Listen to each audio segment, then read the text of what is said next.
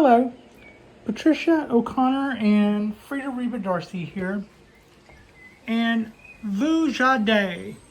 Somehow I get the feeling none of this has ever quite happened before. But yet it has.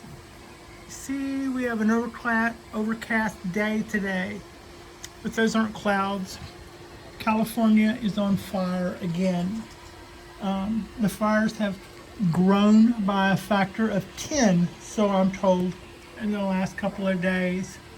And it looks very much from here the same as a very overcast day, with a couple of exceptions. One, it gives you a headache because it's smoke and the air quality is awful.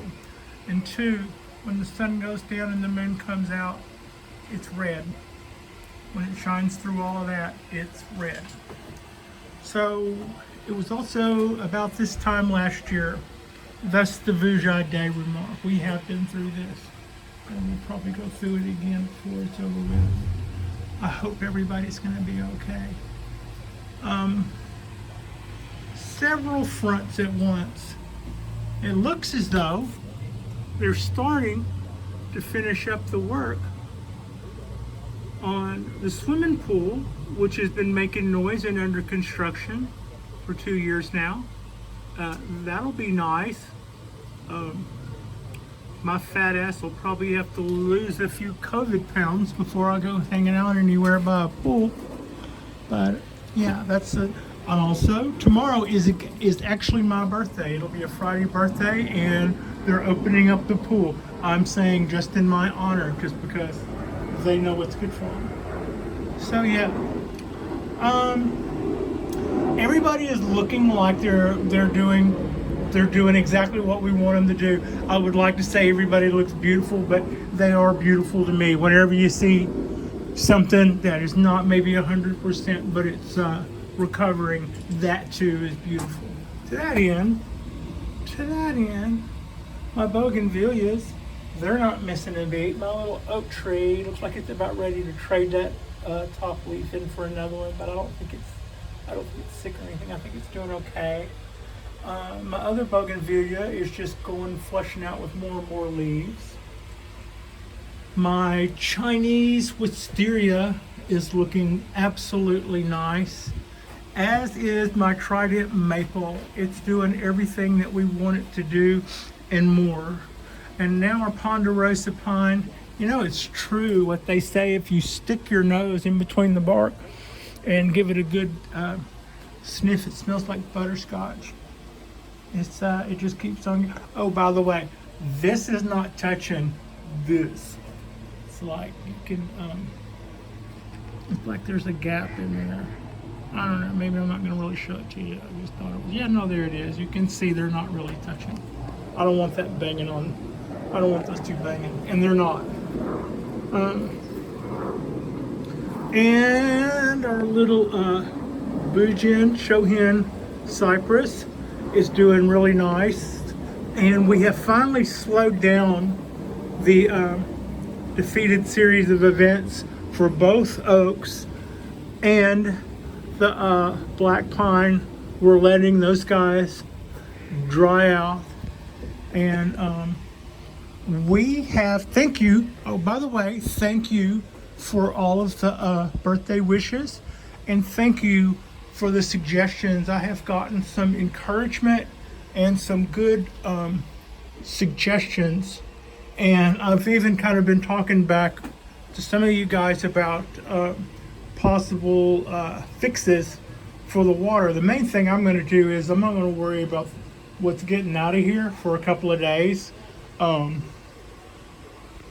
I'm going to let everything up here dry out while I make my next decision on my next move. And here so far are kind of what my ideas are. Idea one is I never really liked the idea of my bonsai pot sitting in baking dishes anyway. Before I knew that was actually causing me problem, I didn't like the look. It's just, this is the nice bonsai pot that I actually shelled out for so that it would look nice. This kind of goes against that. So I was already thinking that it would be nice to step this up.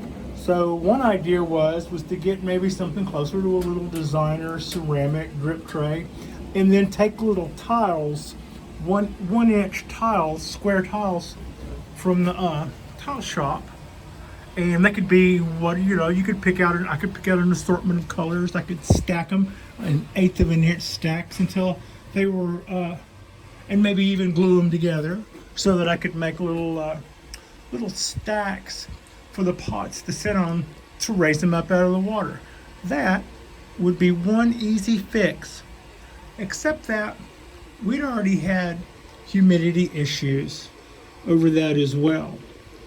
And there is a way around that that I could think about, but that is something to think about whether or not I want to continue down the drip tray path. Idea number 2 would be to buy a 1-foot wide roll of copper foil, like aluminum foil, except thicker. And if it were maybe a little wider than this, I could put one edge on here, run it all the way down, fold it down here, fold it because it's aluminum foil. I mean, not aluminum, but copper foil, but it would act like heavy gauge aluminum foil. And then bring it back out, and then nail a small piece of wood on the outside all the way down to make a lip, if you see where I'm going with that, right? And then that copper would come up and over. In other words, I would just kind of take this into one long drip tray. I would raise that jack up a 1/16 of an inch. I would lower that jack down a 1/16 of an inch, meaning that it would have a 1/8 inch slope, and then drill a hole in the back corner where there would be a catch can. If you see where I'm going, that's idea number 2. I think the copper would be attractive, but it wouldn't have to be copper. It could also be vinyl mat, or something that just would be a durable surface that wouldn't allow water to run out, so that when water does run out, it would go down to the other end because of the slope, and it would go down the hole and get taken away and get caught into a drip can where I could repurpose the water if I wanted to. That's the second idea. The third idea I've had is when I walk my little beastie Frida, I'm down there, and I'm down there looking up, and I'm down there looking up here, and I do see the water. It drips about like water drips from an air conditioning unit, if you've ever seen a window unit on a hot summer day. I don't know. I don't think that my neighbors should have to put up with that. It's probably not the worst thing in the world, and most of it doesn't hit them, but some of it does hit their rail, and that shouldn't be on them. So the other idea I had was to take that same vinyl idea, or that copper idea, except this time it would probably work better with vinyl, and make a trough down there. There's a space between that rail, that bottom rail. You see that gap? If I were to make a little L shape, first of all, my porch doesn't need to look like this. I'm at the point where I'm through making messes, and now I'm still involved in cleanup, but all of this is swept and looks clean and looks nice. Okay, got that. First we do that. Then I put down a rubber silicone strip underneath there and fasten to it a piece of vinyl that would actually work as a trough, so that all of the water that hits the ground stays in here. And why would I allow that to happen? Because there's just enough of it to drip out, but I don't think, and be irritating and invade on my downstairs neighbor's spot, but I don't think there's more water than what would evaporate between waterings. I have every bit of confidence that if they poured whatever they pour from here onto the ground down there, that this time tomorrow it would be perfectly dry. Even if I didn't stop it from running off, it would be about as wet over in here as if I would have mopped. And by the same token, that too would be dry in a matter of hours, not days. So we don't have to get rid of a lot of water. Maybe just don't let it go pouring on the neighbors, and it'll take care of itself before we water again. So those are the 3 ideas I've come up with so far to address our water situation. Here's a quick look at our cypress trees. They are looking nice, and I'm still pretty encouraged by what I'm seeing off of the lighting setup we did. I think it's time, probably sometime after my birthday, maybe this weekend, I'll put some motion into these limbs, and maybe try to pull these down some to get them going in the right direction, because they were down and now they're starting to point up, and I don't want them to do that. I want them to take the more downward stance for there. So yes, the black pine was pushing out all new growth, and it's still, because where it got its where I pruned back the candles, and to that end, it never ever stopped doing that. It was doing that, and it's got 2 days more worth of growth on it since last time you saw it. I just was concerned about the yellowing, and I think we've got that under control. If I'm looking at my soil right now, it's telling me that tomorrow would probably be a good time to water. In fact, if it looked, that little test I just did, if it were early in the day today and it looked like that, I would probably water it. But it's just got through drying out, so it'll be fine. The oak is pushing out its new growth. I'm still spraying it for the spider mites, and I am seeing where we're winning that battle.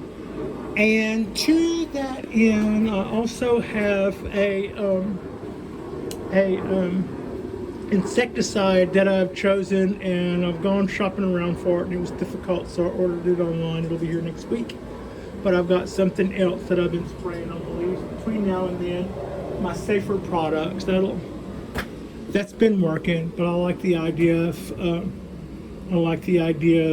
taking care of any illnesses that it may have by via infused method. If anybody, and that was a suggestion from you guys, and I appreciate it very much. So yeah, that's on its way. I don't know whether my hardware store just didn't have it, or whether or not they freak out about that in Alameda or what, but I checked online and it wasn't listed at the local stores. It might be that everybody just got the jump on the stuff because we've all got the same issue, that would kind of stand to reason, wouldn't it? That is a quick look at our 17-year-old, started from seed, Japanese black pine, and it's going to get repotted in November, and I'm thinking this one is going to go to teacher in November and get a checkup, but yeah, it'll go whenever I take. Whenever I bought this one, we had talked about bringing it back in November and doing the replot. And that's when I plan on bringing that guy in and going, yeah, have a look at my baby. Until then, I mean, if I saw anything else that I was worried about, um, I would, I would, I would jump ahead and make arrangements for somebody to have a look at my stuff if I thought I were losing it. But we're not. We're going to be okay. It's, yeah. So that's what's going on there. And that is our little 2-year-old Japanese black pine. And so that is us. That is us on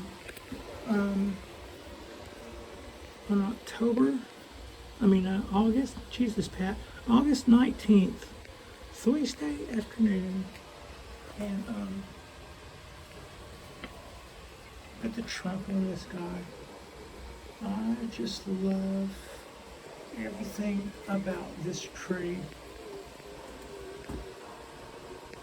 It is just absolutely fantastic. Ponderosa. The Ponderosa and Sister Ponderosa. So whenever they said, I said wrong the other day. I said it was 26 years. I looked, it was a 5, not a 6.